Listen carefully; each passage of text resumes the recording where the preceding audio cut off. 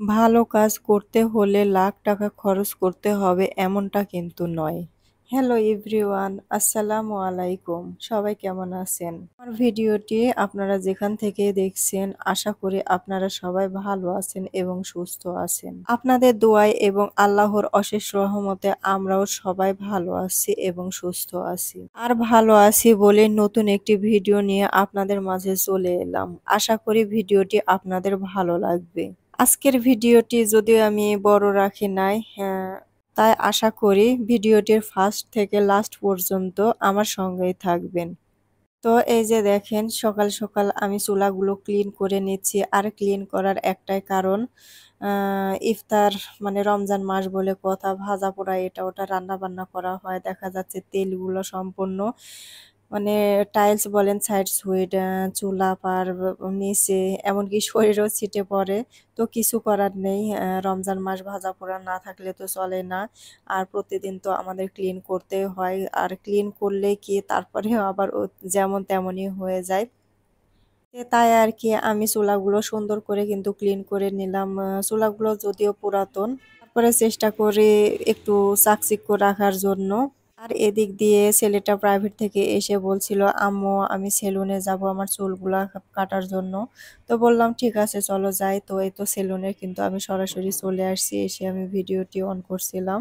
তো চুল কাটার আগে আর কি বললাম যে কি কাটিং করবে। তো ওখানে আর কি স্টিক ছিল, মানে ছবি ছিল কিছু, ওটা অনুযায়ী সে বলল যে আমি এই কাটিংটা দেব। তো যাই হোক, তার অনুযায়ী চুলটা আর কি কাটিয়ে দিল।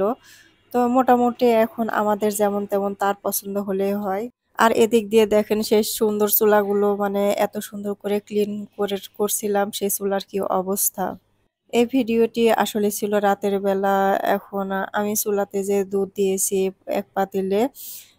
তো এখন রুমে আমি একটু সময়ের জন্য আসছি, মানে বাচ্চা চিল্লাচিল্লি করছে তাই একটু দেখার জন্য আসছি। আর সেই সময় গিয়ে দেখি এই অবস্থা। আর এই পাতিলটা দেখেন কি অবস্থা, এটাও কিন্তু সেই দুধই ছিল।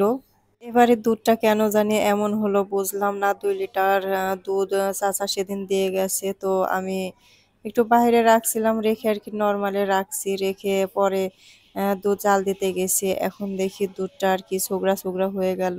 তো দেখে তো খারাপই লাগলো। মানে আমি তরকারির পরিমাণ একটু কম রান্না করছিলাম, ভাবছিলাম সেহরির টাইমে দুধটা দিয়ে আর কি খাওয়া হবে।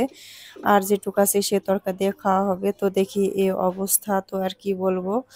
ছেলে তো এটা দেখে আর খাইলো না। পরে আর কি আমি রেখে দিয়েছি যে দেখি ওই দুধটা দিয়ে কিছু একটা করা যায় নাকি। তো ফ্রিজ থেকে ডিপ থেকে আর কি বের করছি যে সামান্য একটু গরম করে দিলে ছেলে আর কি খাবে। তো আমি জাল দিয়েছি, চুলার জালটা যদিও কম রাখছিলাম। এখন কমের মধ্যে দেখি চট করে দুধটা পড়ে গেল হঠাৎ করেই। তো এবারে দুধটা আমার ১২ অবস্থা। আসলেই কি আমার মানে নষ্ট হলো নাকি জানি না। মানে একটা কথা শুনছি যে তোমার রিজিক এমন একটা জিনিস, তোমার রিজিকে যেটা আর কি থাকবে সেটাই তুমি খাইতে পারবে, আর যেটা থাকবে না সেটা পাবে না। তো হয়তো আল্লাহ পাক এটা আর কি রাখছে, এগুলা আর কি রিজিকে নাই তাই আর কি হয় নাই। তাছাড়া এমনভাবে আমি কখনো এই সমস্যায় পড়ি নাই। তে এবারে দেখতেছি আমার এতগুলো দুধ, মানে ২ লিটার দুধ, ২ লিটার সহকারে ছানাটা পড়ে গেল। তো পাশের বাসার ভাবি থেকে পরামর্শটা পেলাম। বললাম যে, "এই অবস্থা হয়েছে কি করব?" পরে বলল যে, "এই পদ্ধতি করেন দেখেন অনেক টেস্ট লাগবে।" তো আমি সেটাই কিন্তু করতেছি। এর মধ্যে হালকা একটু চিনি এড করে দিয়েছি। আর চুলার জালটা অনেক মানে স্লো ভাবে না মিডিয়াম দিয়ে রাখছি, দিয়ে আমি নাড়াচাড়া করতেছি। আ আঠালো হয়ে আসছে। তো এমন করতে, করতে পানি যেটুকু আছে সম্পূর্ণ শুকিয়ে নিবো। আর ওই যে সাইডে যে পোড়া, পোড়া ভাবটা, এই পানিটা আমি চটকে, চটকে আরকি উপরে দিয়ে দিচ্ছি যেন সম্পূর্ণ না পুড়ে যায়। তারপরে হালকা, হালকা পুড়েছে, কালো অংশ কিন্তু দেখা যাচ্ছে। কিন্তু তারপরে আমি যে পানিটাকা আছে, এই পানিটুকু আমি চেষ্টা করতেছি যে যেন শুকিয়ে যায়। আর চিনি দেওয়ার কারণে খুব আঠালো ভাব আসছে। তো এখন কি করার, যেটা কপালে নেই সেটা তো আর বলে লাভ নেই। রিজিকটা সবচাইতে বড় কিছু। তারপরে কি হয়েছে, দুধটা তো আমার ফেলানো যায়নি। সে দুধটা আমি যেকোনো একটা কাজে লাগিয়েছি। পরে যে আমি এমন করে বানিয়েছি, মানে এতখানি ভালো লাগলো সে বলার মতন না। আসলে এগুলো দিয়ে মনে হয় যে মিষ্টি এটা ওটা নানান রকমের জিনিস বানাই। তো আমার ওই সময়টা নাই যে আমি মানে এটা ওটা বানাবো। যাই হোক এমন করে আমি ফাইনাল লুকটা আমি করলাম। মানে যে একটু দেখাচ্ছি এমনটাও হয়েছে। আমি তখনই বলেছিলাম যে আজকের ভিডিওটা আমি ছোটই আরকি রাখছি।